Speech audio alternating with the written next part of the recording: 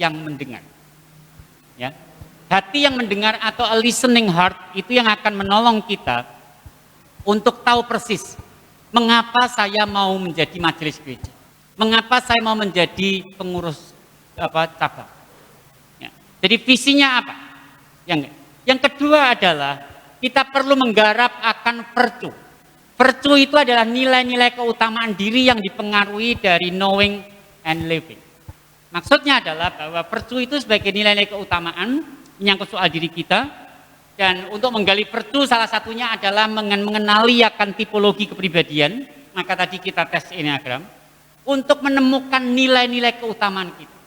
Nah, tapi apa yang disebut dengan virtue, nilai-nilai keutamaan itu bisa bertumbuh ketika kita mengetahui, berarti melalui pemahaman. Tapi juga living itu berarti dengan dihidupi.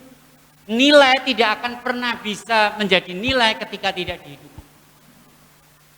Kita ini bangsa Indonesia. Kita ini selalu bergumul bagaimana Indonesia menjadi rumah bersama. Dan nilainya sebenarnya terletak kepada Bhinneka Tunggal Ika. Tetapi toh itu menjadi permasalahan terus sampai dengan hari ini. Karena ada kelompok-kelompok tertentu yang merasa paling berhak untuk tinggal di Indonesia. Nah, tidak bisa. Itu menunjukkan bahwa nilai-nilai virtue kebangsaan ini belum dihidupi. Nah, oleh sebab itu saudara, kalau ini terkait dengan diri kita adalah bagaimana kita menghidupi nilai-nilai kebaikan di dalam diri kita. Ya. Karena tadi melalui tes Enneagram kita tahu tentang siapa diri kita. Nah, lalu kemudian tidak hanya virtue, lalu dari situ maka akan melahirkan apa yang disebut dengan vocation, yaitu panggilan yang aku dengar. Dengan kita tahu tentang apa yang kita lihat, yang kita dengar, lalu kemudian dengan segala nilai-nilai yang ada dalam diri kita, itu berarti ada otentisitas, keotentikan, ya inilah saya mencintai, dan saya mencintai. Lalu dari situ kita tahu tentang saya ini panggilan saya akan kemana. Nah, jadi Bapak Ibu sekalian, ini menjadi sangat penting di dalam kita membangun akan spiritualitas kita. Nah, oleh sebab itu Bapak Ibu sekalian, karena ini terkait dengan virtue, ya, topik kita itu kan hari ini sebetulnya lebih kepada virtue, maka saya ingin mengajak Bapak Ibu, lalu mau diapakan hasil dari Enneagram yang sudah kita lihat tadi. Bisa dibagikan lembar yang warna pink, supaya kita bisa mencoba melihat bagaimana Enneagram ini kaitannya dengan kepemimpinan, sehingga kita bisa tahu membangun akan ekologi diri kita dalam konteks sekali lagi para pemimpin gereja.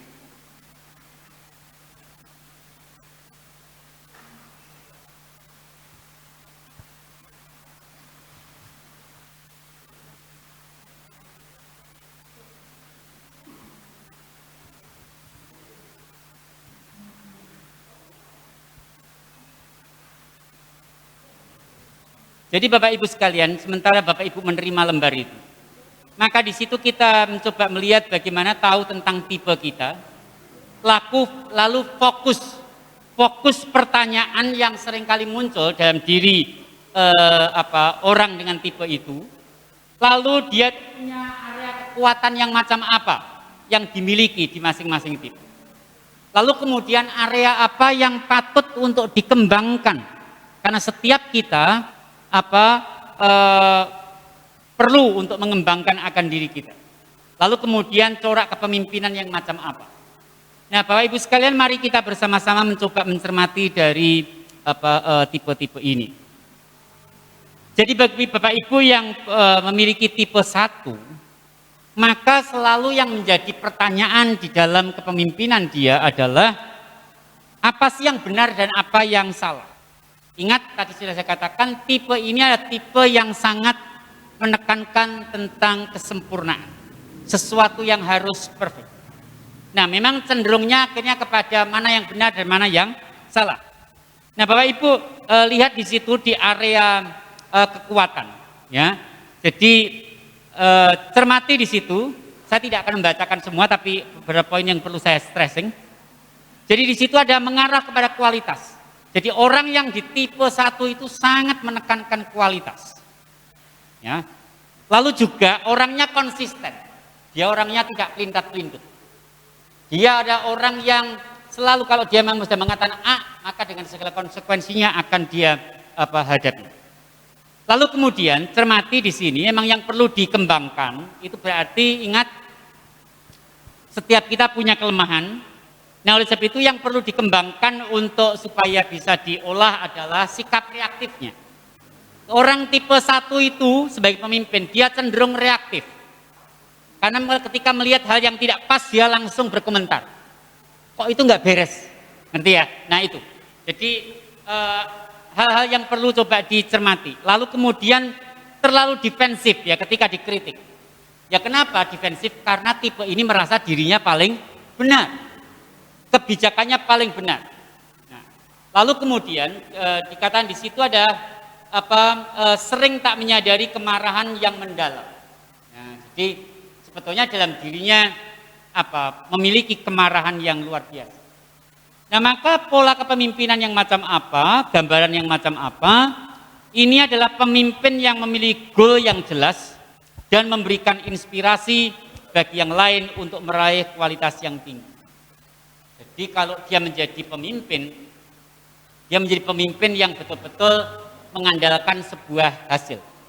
Jadi goalnya apa dalam kepemimpinan ini, dalam kepengurusan ini, kita harus mencapai apa? Ya. Nah itu menjadi jelas bagi dia. Nah kalau tipe penolong, cermati, di situ fokus pertanyaannya adalah selalu apakah aku membutuhkan? Ya. Jadi ketika dia ada di dalam pelayanan itu, apa yang orang lain akan suka dengan ini yang selalu dilihat. Cermati bahwa tipe 2 sebetulnya ketika dia adalah orang yang berfokus kepada orang lain, tapi sebetulnya dia adalah orang yang sedang mau mencoba melihat dirinya sendiri. Apakah saya ini berguna atau tidak dan seterusnya. Nah, lalu area kekuatannya Bapak Ibu, menurut saya yang perlu dicermati adalah empati. Ya. Orangnya empati, lalu juga orang ini biasanya membangun relasi yang baik dengan semua orang. Ya, dia orangnya namanya juga orang yang berfokus kepada orang lain. Dia tidak suka menutup diri gitu ya, tapi lebih cenderung untuk terbuka.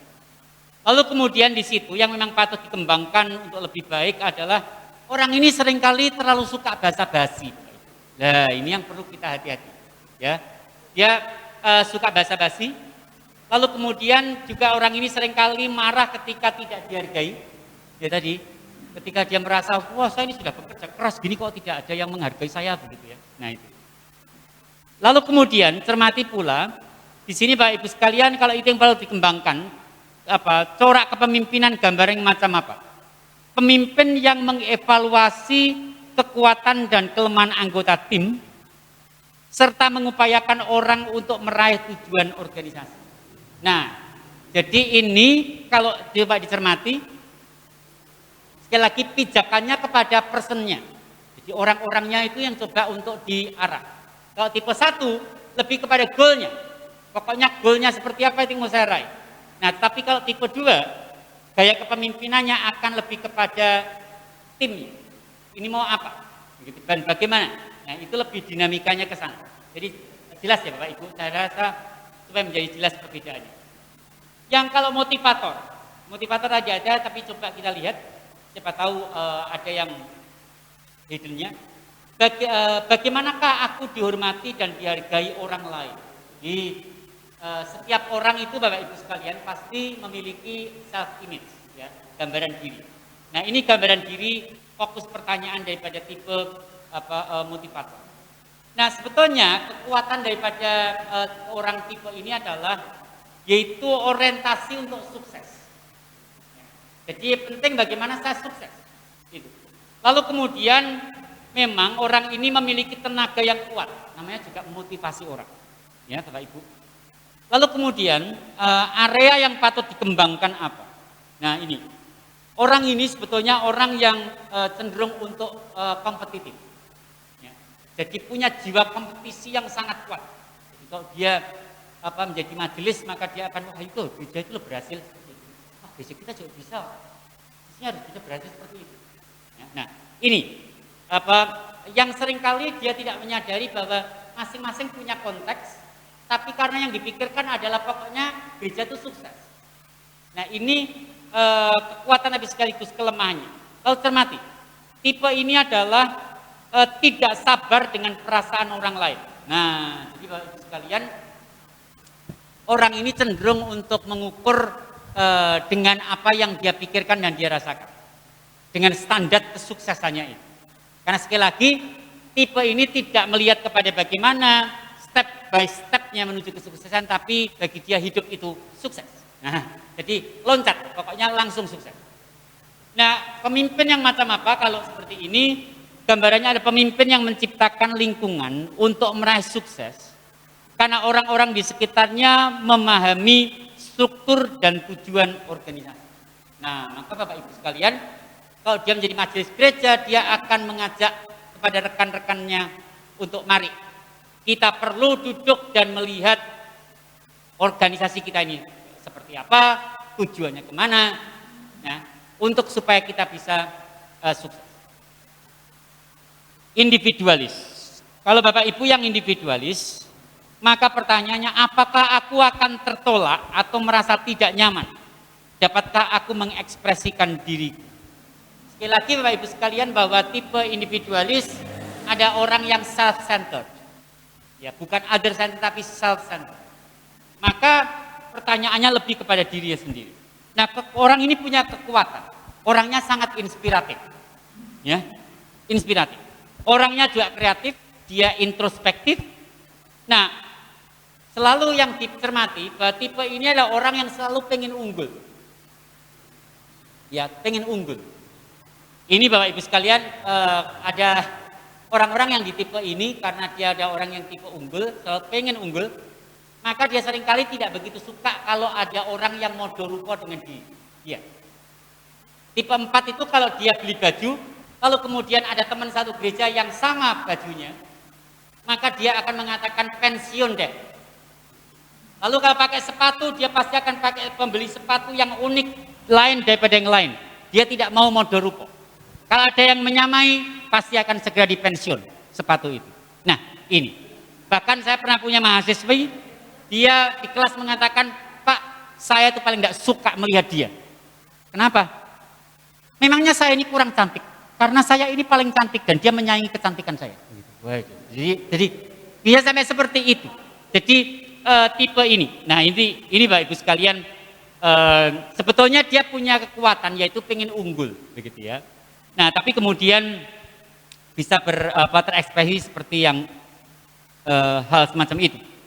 Orangnya jelas yang perlu dikembangkan karena ada kelemahan yaitu moody. Tadi sudah saya katakan. Seperti roller coaster. Tergantung moodnya kemana. Kalau moodnya baik, maka ini akan menjadi baik. Ya. Lalu kemudian, sebetulnya tipe 4 ini orang yang juga sulit menerima kritik. Jadi karena apa? Orientasinya dirinya sendiri. Sehingga dia tidak peduli dengan kritik orang lain. Ya, ini tipe 4 yang perlu dikembangkan. Kalau dia menjadi pemimpin, dia pemimpin yang macam apa? Bapak Ibu itu ada kesalahan tulis, jadi begini yang benar. Pemimpin yang mengkreasi organisasi dengan arti dan tujuan sehingga orang yang dipimpin terinspirasi melakukan, bukan melalukan, melakukan yang unggul, ya, yang melakukan. Jadi Bapak Ibu sekalian, jadi jelas karena dia pengennya adalah unggul, maka itu akan berpengaruh bahwa kepemimpinan di dalam kemajelisan ini, dalam kepengurusan ini pun juga harus memiliki akan standar keunggulannya sendiri. Nah, tipe investigator Bapak Ibu sekalian, ini adalah orang yang fokus pertanyaannya adalah apakah manfaat waktu dan tenaga yang aku miliki. Nah, ingat Bapak Ibu sekalian bahwa tipe ini adalah orang yang menggunakan waktunya memang untuk lebih kepada menganalisa. Lalu kemudian orangnya biasanya juga di sini dikatakan kekuatannya mendalam, lalu kemudian sistematis, ya. Lalu juga orangnya sebetulnya tekun di sini. Nah itu menjadi penting untuk dalam sebuah kepemimpinan. Tetapi area yang perlu dikembangkan apa? Orangnya cenderung menyendiri. Ini tipe investigator. Jadi rasa sosialnya, pergaulannya itu terbatas sekali. Lebih cenderung untuk dirinya.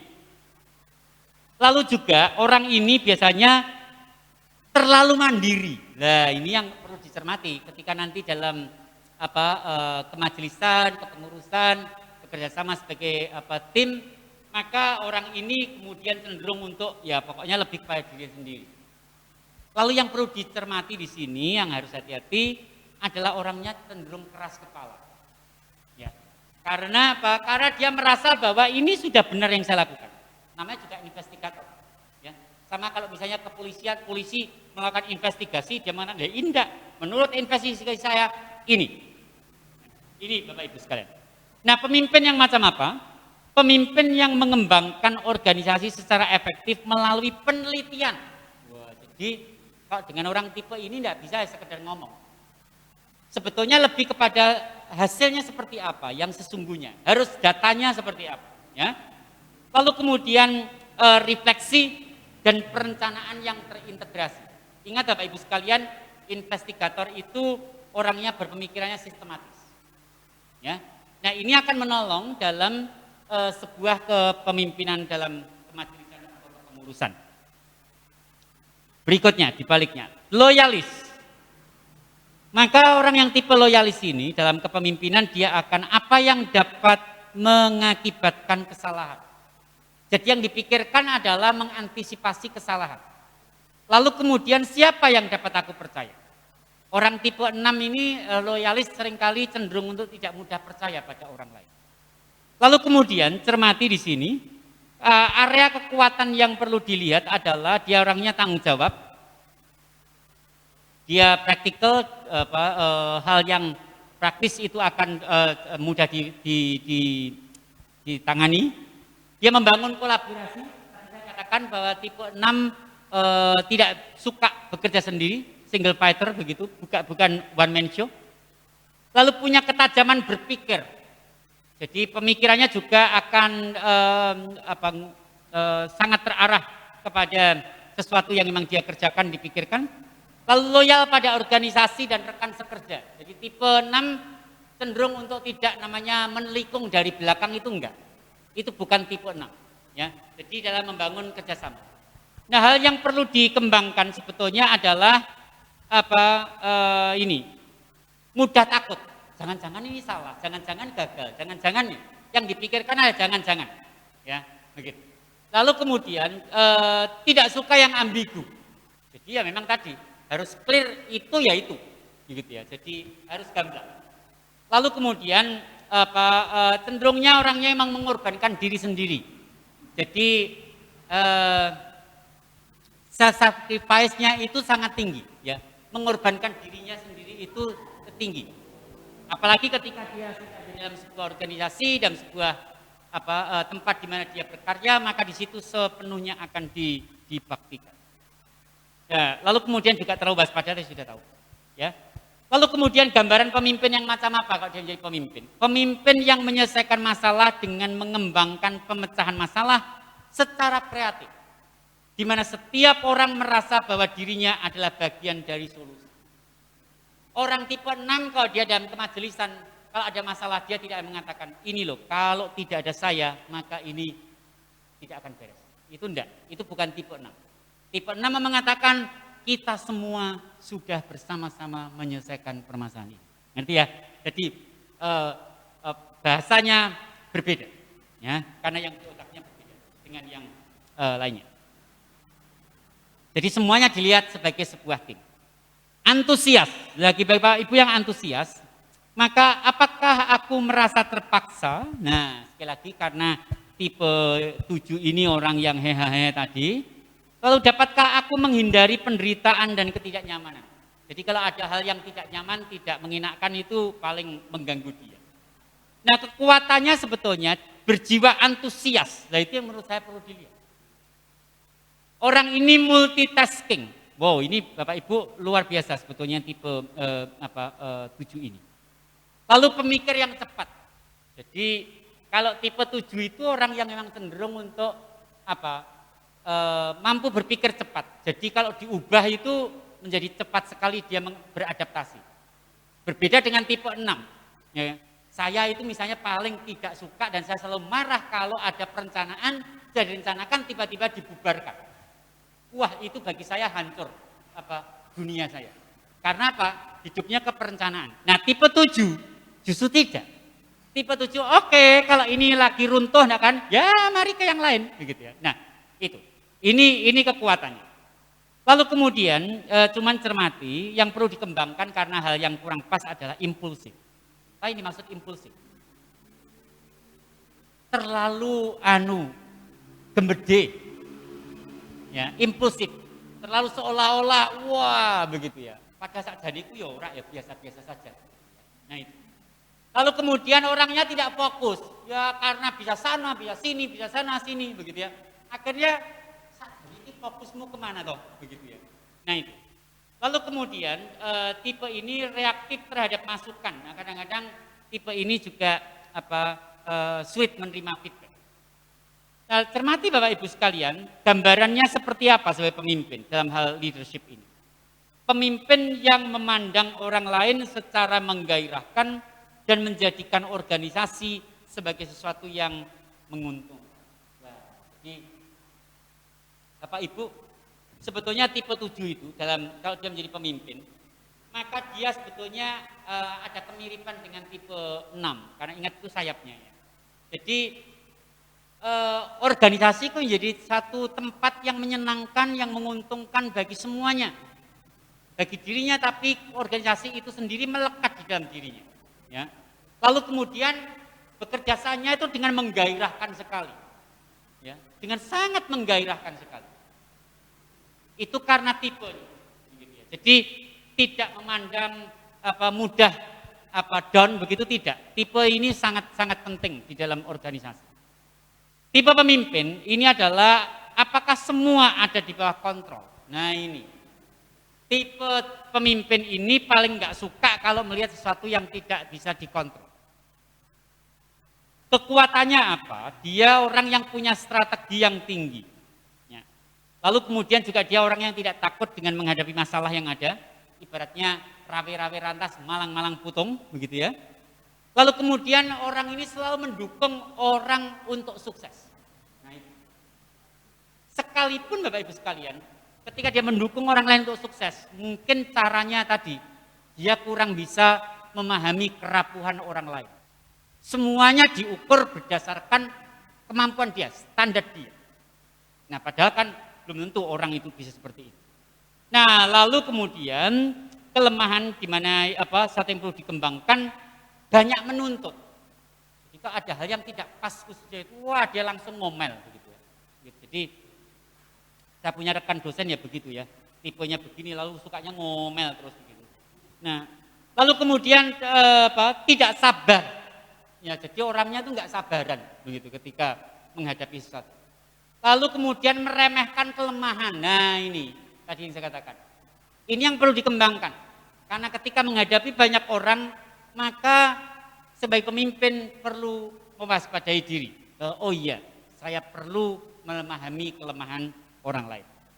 Nah lalu gambaran kepemimpinannya seperti apa? Pemimpin yang membawa organisasi pada kapasitas yang tepat dan memampukan potensi orang lain menjadi konkret dalam tindakan. Nah, Ibu sekalian, karena tipe 8 ini ada orang yang justru menginginkan orang lain juga sukses, ya dia berhasil. Maka kalau kita coba cermati di sini, itu diwujudkan dengan tindakan. Dia orang yang berani setidaknya berjuang supaya orang ini sukses. Ya, jadi dia tidak sekedar suka perintah. Saya menjumpai misalnya di rekan dosen orang yang tipe ini. Satu sisi kelemahan, dia punya kelemahan tapi punya kekuatan.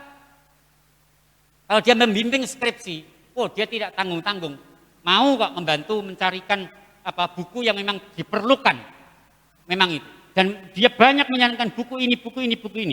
Sementara mungkin ada dosen yang lain yang, ya sudah, kamu yang buat skripsi, ya kamu yang cari sendiri literaturnya. Kan ada kan yang tipe begitu. Nah, tipe ini tidak. Nah ini baik ketika menjadi pemimpin dalam sebuah organisasi, kemajikan, kepengurusan, bagaimana juga menuntun orang lain, begitu ya, untuk bertumbuh. Yang terakhir ada pembawa damai. yaitu apakah setiap orang didengar termasuk diri. Nah, jadi Bapak Ibu sekalian, ini yang perlu dicermati. Tadi saya katakan bahwa tipe pembadamnya juga ada dimensi terhadap dirinya sendiri. Kalau kekuatannya apa? Orangnya diplomatis. Ya, jadi dia mampu untuk menghadapi secara ya tidak hanya manut begitu, tapi mampu berdiplomasi ya. Kalau gampangan, ya memang orangnya ini easy going, ya sudahlah kalau memang begini ya begitu, diikuti begitu ya. Nah ini, maka tadi kecenderungannya menunda salah satu kelemahannya. Orangnya inklusif, kalau semuanya dipandang oke, wah ya begitu ya. Nah ini, lalu orangnya sabar, ya sabar itu kekuatan yang harus dicermati.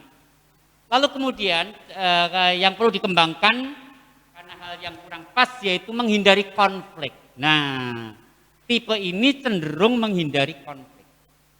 Jadi kalau ada konflik-konflik di gereja, cenderung untuk itu. Lalu kemudian melupakan yang prioritas. Sebetulnya tipe 9 ini mudah tergoda. Tergoda ini itu sehingga dia lupa prioritasnya apa. Ya. Lalu kemudian orangnya mudah bimbang sebetulnya ketika menghadapi berbagai pemikiran, situasi, lalu ini mesti harus yang mana ya, gitu ya. Dia mudah bimbang, ya, ragu sekali untuk mengambil keputusan. Nah, gambaran pemimpinnya apa? Pemimpin yang menolong orang lain, mewujudkan misi kolektif dan menekankan lingkungan kerja yang harmonis. Nah, ini kekuatan. Kekuatan daripada tipe 9, karena dia pembawa damai, dia ingin supaya semuanya menjadi oke. Ya. Nah, ini kekuatan daripada tipe 9, membangun keharmonisan. Ya, dia tidak suka dengan hal-hal yang terlalu konfrontatif.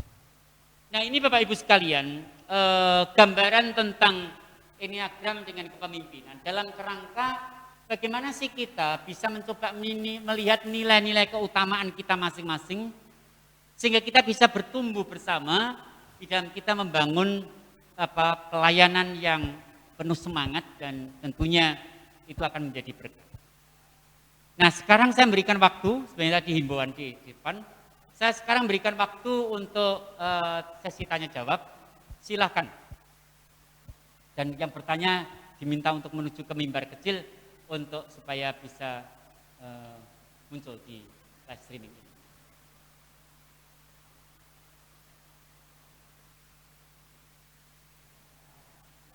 Ya, mining bisa dua kemungkinan, ngantuk karena kita habis makan. Atau dulu yang kedua adalah jelas. Bisa. Monggo Pak, silahkan. Maju Pak, supaya karena live streaming Pak ini Pak. Monggo Pak.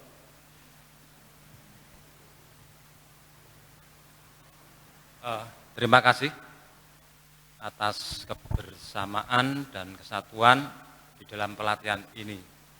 Yang saya mintakan di dalam pertanyaan saya ini, bagaimana untuk menyatukan suatu kesatuan yang berbeda-beda supaya nantinya itu dapat menjadi satu sehingga untuk melakukannya juga istilahnya menindaklanjuti itu bisa berjalan dengan baik untuk membentuk suatu pelayanan. Terima kasih, itu aja Pak. Matur nuwun. Baik, saya jawab. Jadi Bapak Ibu sekalian, sebetulnya dengan kita menggunakan tes Enneagram ini, kita justru semakin ditunjukkan betapa kita itu memang berbeda satu dengan yang lain. Itu artinya bahwa kalau kita siap masuk menjadi pemimpin gereja, menjadi majelis gereja, menjadi pengurus jemaat, kita harus sadar bahwa memang kita berbeda satu dengan yang lain. Jadi pertanyaannya kan menarik, bagaimana sih kita ini yang dengan berbeda-beda ini? Ini kita membangun akan kebersamaan. Menurut saya adalah yang pertama, dengan kita tahu akan hal ini, maka harus dimiliki semangat bahwa kita perlu bertumbuh bersama-sama. Jadi melayani sebagai pemimpin gereja, sebagai majelis gereja, biarlah di situ kita juga mengalami pertumbuhan. Ya. Nah, itu berarti kita pun mau terbuka ya Pak, Bu. Terbuka terhadap diri sendiri bahwa ya, saya perlu orang lain yang berbeda supaya saya bisa bertumbuh. Tapi juga dengan saya mau berbuat sesuatu untuk orang lain, disitulah saya juga sebetulnya sedang menumbuhkan orang lain. Ya, itu. Yang kedua, saya mau berpijak kepada falsafah di dalam budaya Jawa kita. Bagaimana kita itu bisa memiliki raos sami. Itu berarti bagaimana perasaan ya raos ya itu rasa itu kan rasa di rasa perasaan ya, dan terjemahan bahasa Indonesia sebetulnya enggak pas. Rasa itu karena itu dalam rasa kan ada unsur ini penalarannya. Nah, bagaimana rasa itu tidak hanya untuk diri sendiri, tapi juga bagaimana kita raos sami, bagaimana kita juga memperhatikan akan orang lain, perasaan orang lain. Itu artinya sehingga melahirkan apa yang disebut dengan tepos seliro itu. Nah, tepos seliro tentunya bukan dalam artian oh yes pemakluman, tetapi bagaimana kita mau bertumbuh menurut saya. Ya. Nah, ini yang diperlukan. Sehingga tidak bisa menurut saya dalam kemajelisan ketika tahu kitab yang berbeda dengan tadi, gelem yang ini, ora gelem yang ini. Ya itu repot, begitu ya. Atau kemudian mengatakan bahwa orang lain selalu salah terus. Yang paling benar dirinya dia. Menurut saya ini juga rasonya tidak jalan. Yang ketiga menurut saya Bapak Ibu sekalian, menurut saya mari kita sebagai pengikut Yesus ingat tuh ya, menjadi majelis gereja panggilan yang utama melayani adalah Bapak Ibu menjadi pengikut Yesus. Itu panggilan utama dan pertama kita adalah menjadi pengikut Yesus. Itu artinya bahwa kita perlu untuk terbangun tentang discipleship kita. Ya, pemuritan kita itu harus bertumbuh. Sehingga dengan demikian, semakin kita melayani, semakin kita itu bertumbuh sebagai murid Yesus. Bukan sebaliknya.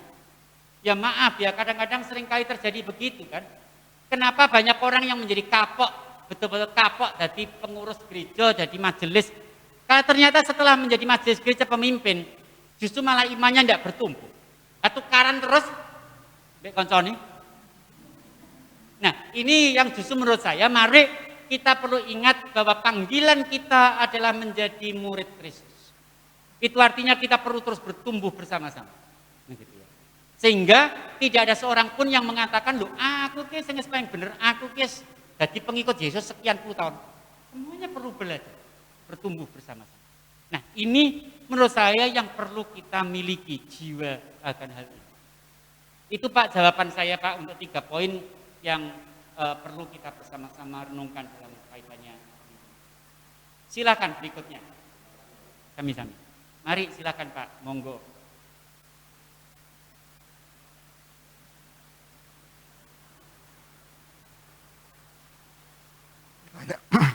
Pertanyaan yang pertama tidak serius. Tadi kan ada banyak pertanyaan-pertanyaan 1-36. Lalu ada pertanyaan yang saya merasa mirip-mirip satu dengan yang lain. Saya ingin tanya tentang keakuratan dari bahasa. Keakuratan dari bahasa untuk mendapatkan nilai-nilai tadi itu. Kan itu sangat berpengaruh. Mungkin 6 tahun yang lalu bahasa itu maknanya begitu. Tapi sekarang bahasa itu sudah berbeda. Maka tentu saja nilainya bergeser. Bukan gara-gara karakter kita berubah, tetapi bahasa itu sudah dimaknai lain.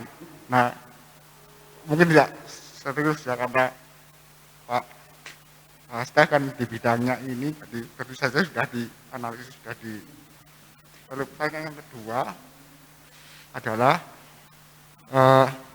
bisakah apakah kepemimpinan di pendidikan itu Ki Hajar Dewantara itu bisa senada dengan yang telah kita bicarakan di Engarso Sung Tulodo ing madya mangun karso lalu tuturi handayani. Jadi kepemimpinan tidak harus bertipe seperti pembaharu atau instigator, kan bisa memimpin dari tengah membangun karso, kan bisa memimpin dari membangun tuturi handayani. Kan itu pemimpin yang dimanai oleh Ki Hajar Dewantara. Jadi dari segala hal bisa memimpin, tidak harus tampil, tidak harus. Apakah itu bisa senada dengan yang telah kita gumuli saat ini? Makasih Pak. Oke. Ya, terima kasih Pak pertanyaannya. Jadi yang pertama Bapak Ibu sekalian yang mungkin tadi ditanyakan bagaimana dengan akurasi karena ini terkait dengan bahasa dan macam-macam. Satu yang pertama Bapak Ibu sekalian bahwa lembar tes yang Bapak Ibu tadi sudah jalani, lembar tes itu bukan buatan saya. Bukan buatan saya.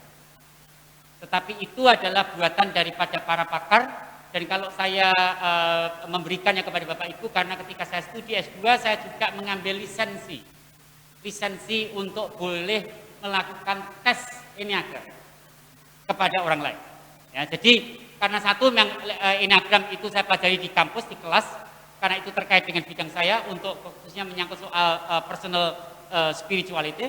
Tetapi juga waktu itu diwajibkan bahwa kami harus mengambil lisensi. Nah sehingga pertanyaan-pertanyaan yang saya berikan jelas itu akurat, begitu ya Pak, secara ilmiah.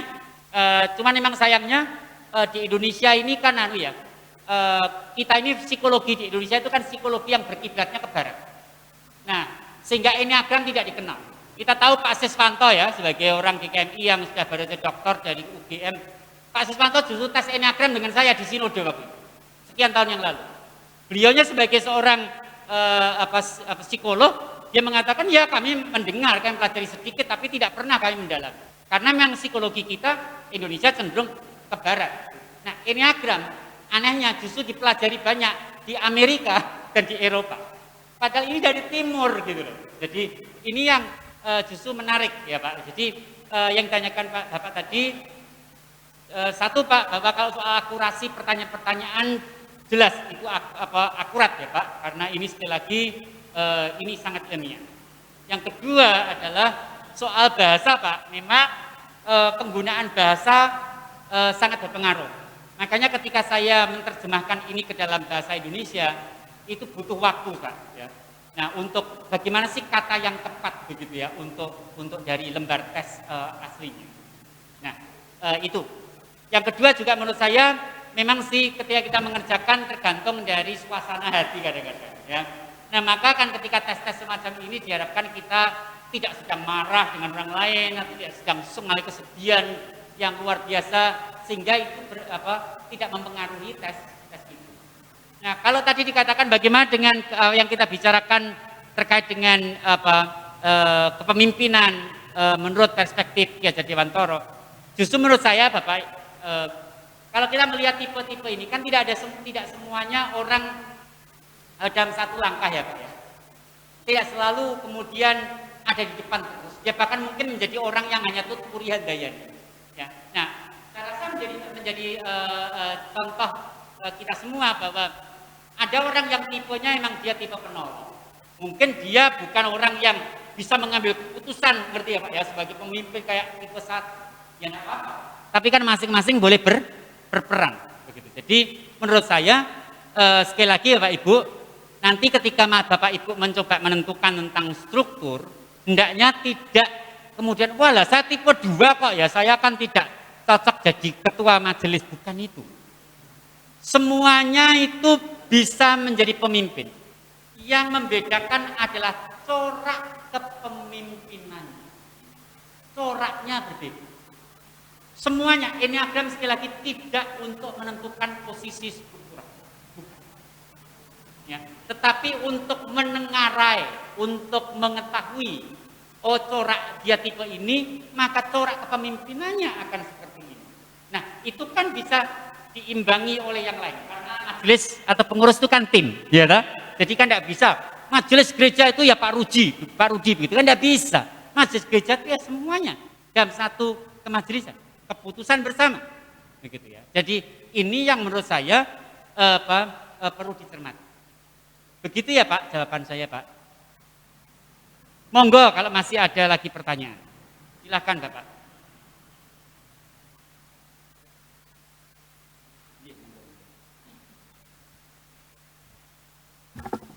Yang saya hormati Pak Stefanus, pertama bagi saya pribadi mengucapkan banyak terima kasih untuk transfer pengetahuan untuk hari ini. Saya sering ikut seminar macam-macam, tapi baru ini saya bisa mengetahui pribadi saya sendiri.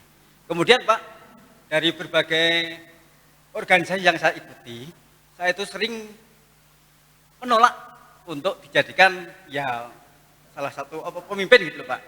Banyak yang menginginkan, tapi kan saya tipe 6 Pak, khawatir Pak. Jangan-jangan Pak, bagi waktu saya antara pekerjaan dan pelayanan saya nggak mampu. Itu Pak, maka mohon Pak Devanas untuk memberikan problem solving tentang kekhawatiran saya itu bagaimana jalan keluarnya Pak, biar saya itu mampu untuk menguatkan diri menjadi sesuatu gitu Pak. Terima kasih Pak.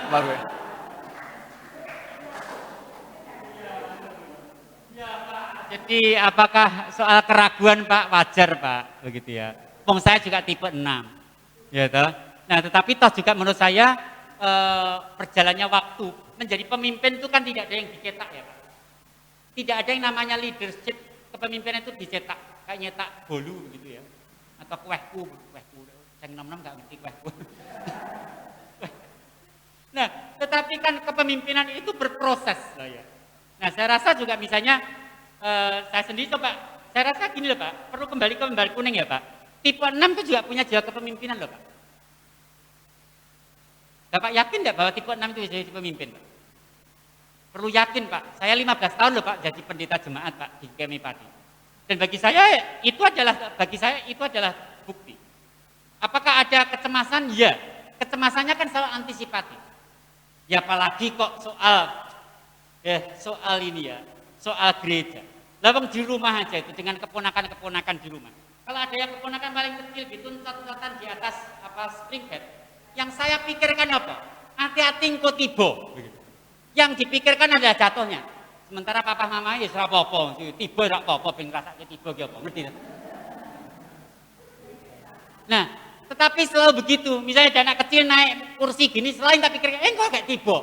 Itu tipe 6, Pak. Karena selalu mengantisipasi yang negatif. Nah, maka ketika menjadi pemimpin menurut saya, Pak, yang perlu dilakukan adalah justru mengolahnya, Pak. Mengolah ketakutan kogek-kogeknya itu dengan justru melakukan dengan mempersiapkannya dengan baik. Saya rasa akan mengarah ke sana, Pak.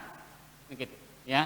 Jadi menurut saya monggo Pak dicoba, kalau ditawari untuk ya dia nih Pak begitu. Meskipun mungkin hari pertama gak bisa turu gitu, enggak kayak piye begitu ya, tapi tidak apa-apa menurut saya. Perlu dicoba. Gitu ya. Nah, itu. Nah, untuk maaf. Ya, jadi seperti itu. Semoga ini menjawab ya Pak nggih. Nggih. Monggo kalau masih ada yang lain.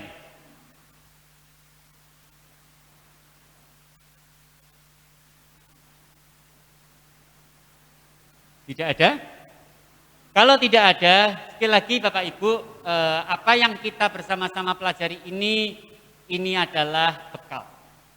Bekal ini akan menjadi bermanfaat atau tidak ketika kita menggunakannya. Bekal akan berhenti sebagai bekal ketika kita tidak memanfaatkannya dan menjadikan bagian di dalam pertumbuhan kehidupan kita, khususnya dalam hal melayani, ya, dalam kepemimpinan di gereja, baik di cabang maupun juga di induk sini. Nah, maka saya ingin menyampaikan bahwa ialah kita bersama-sama bertumbuh. Jadi saya rasa kalau untuk menjadi pemimpin gereja tidak ada seorang pun yang siap, tidak ada seorang pun yang sempurna. Ya, tetapi toh mari kita bersama-sama bergulir bersama-sama mengikuti waktu, apalagi sekarang di zaman yang sulit diprediksikan ini, dan sehingga demikian kita bisa melakukan yang terbaik. Satu terakhir yang ingin saya katakan, satu hal dalam kesediaan untuk melayani adalah jangan sampai kita kehilangan mencinta. Itu saja menurut saya. Ketika kita kehilangan untuk mencinta, menurut saya bubar. Tapi sejauh kita memang memiliki akan kesanggupan, kerinduan untuk mencinta, nah disitulah menurut saya pelayanan itu akan terus bertumbuh sama-sama dengan tipe-tipe yang kita miliki. Baik, saya rasa ini yang bisa saya sampaikan untuk topik kita, dan tentunya pembekalan-pembekalan yang lain kira juga menjadi berkah. Saya serahkan kepada Mbak Aca.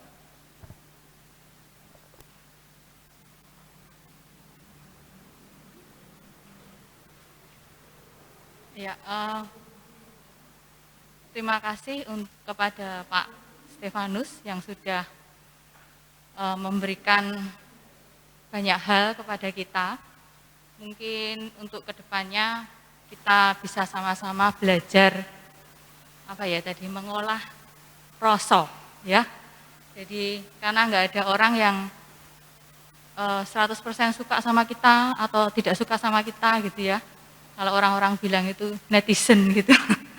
Netizen itu nggak selamanya bisa, orang lain ya, maksud saya orang lain itu tidak selamanya bisa setuju dengan apa yang kita perbuat atau kita lakukan, tapi dalam satu kepengurusan kita bisa sama-sama belajar mengolah rasa itu tadi. Dan tadi saya juga sempat konsultasi dengan Pak Stef, kok hasil saya beda gitu ya dengan 6 tahun yang lalu.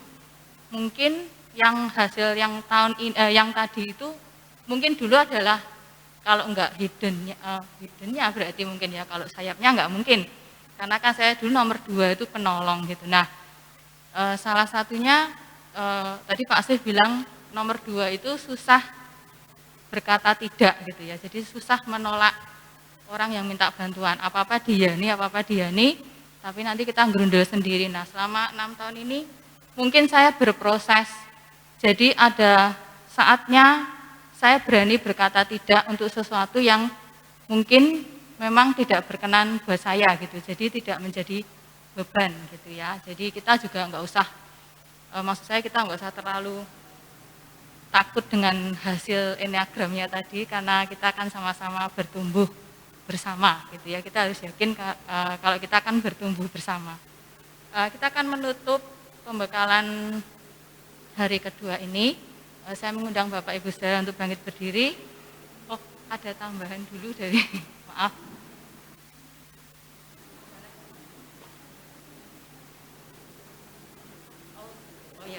Oh ya, sebelumnya ada ucapan terima kasih untuk Pak Steve yang nanti akan diserahkan oleh Pak Rudi. Mari silahkan Pak Steve, mungkin bisa berdiri di depan sini. Nanti Pak Rudi akan memberikan sesuatu.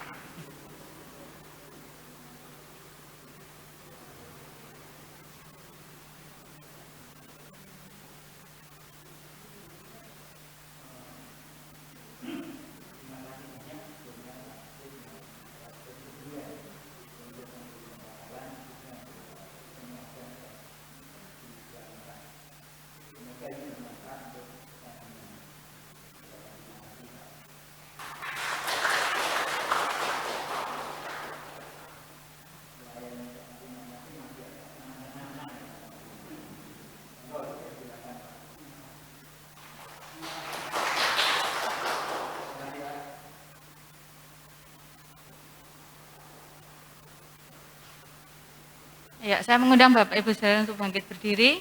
Kita akan menutup acara pembekalan pada siang hari ini. Kita akan menyanyikan nanti satu lagu Ada Damai Dalam Jiwaku, dan nanti mohon berkenan Pak Rudianto untuk menutup dalam doa. Kita akan nyanyikan Ada Damai Dalam Jiwaku.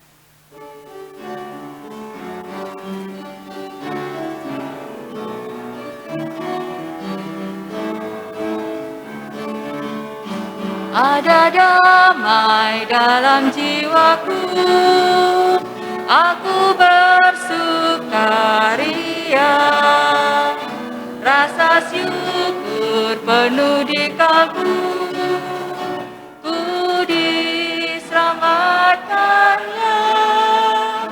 Ada damai, pujilah Tuhan, ada damai dalam jiwaku. Karena darah Yesus telah menyucikan, jadi damai hatiku. Ku bernyanyi dalam jiwaku.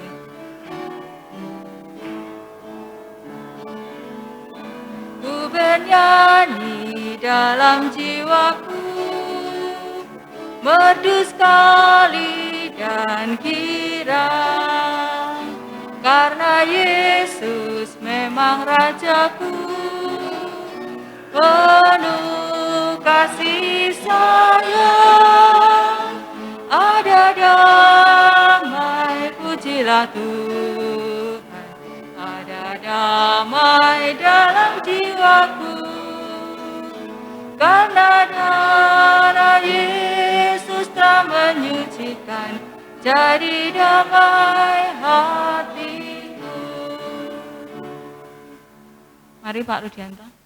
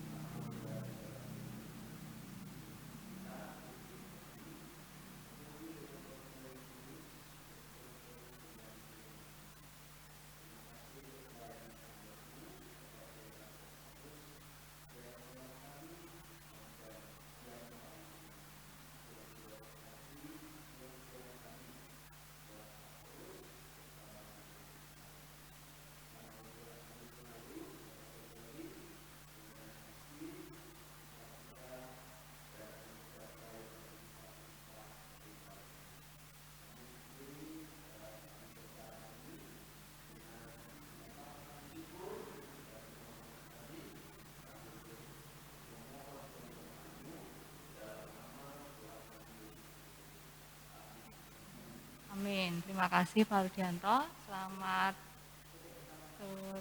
Kita mau foto bersama. Kita akan foto bersama. Mari silahkan, mungkin ini mejanya bisa disingkirkan dulu ya.